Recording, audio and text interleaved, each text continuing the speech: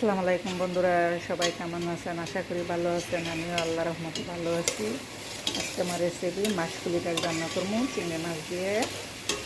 এই যে এখানে আমি খুব অল্প পরিমাণে মশলা দিয়েছি, যেহেতু ডাউল। আদা, রসুন, ধনিয়া, হলুদ, সামান্য একটু মরিচ, আর সাথে দিয়েছি তেজপাতা। এখানে কোনো গরম মশলা হবে না। আর এই যে আমি এতগুলি চিংড়ি মাছ দিব। যে চিংড়ি মাছটা আমি বেছে চামড়াটা ফেলে নিয়েছি। চিংড়ি মাছের এখানে কোনো চামড়া নাই, চামড়াটা ফেলে নিয়েছি। যে আমার মাসকলের ডালের গুঁড়াটা, মাসকলের ডালটা ভেজে মেশিনের ব্লেন্ডারে দিয়ে গুঁড়া করে নিয়েছি। যে চিংড়ি মাছটা কষানো হয়ে গেছে, দেখেন দেখতে কত ভালো লাগছে। এখন আমি ডাউলটা সব ঢেলে দিয়ে দিব। তার মধ্যে এখানে গরম পানি ঢেলে দিব।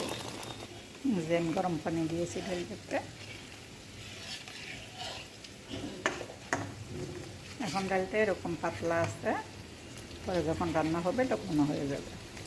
আমি এখানে কিছু রসুনের ছোট ছোট রসুনের কোয়া দিয়ে দিচ্ছি। এটা আপনার চয়েস, দিতেও পারেন নাও দিতে পারেন, কিন্তু দিলে ভালো লাগে দেখতে।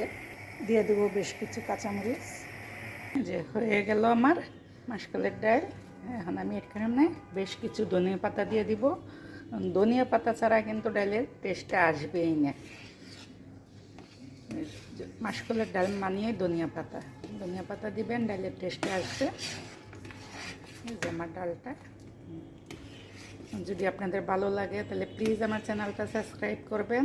ইউটিউবে ছোট্ট একটা চ্যানেল, নাম হচ্ছে দেশি রান্না। যদি পারেন কেউ ঘুরে আসবেন।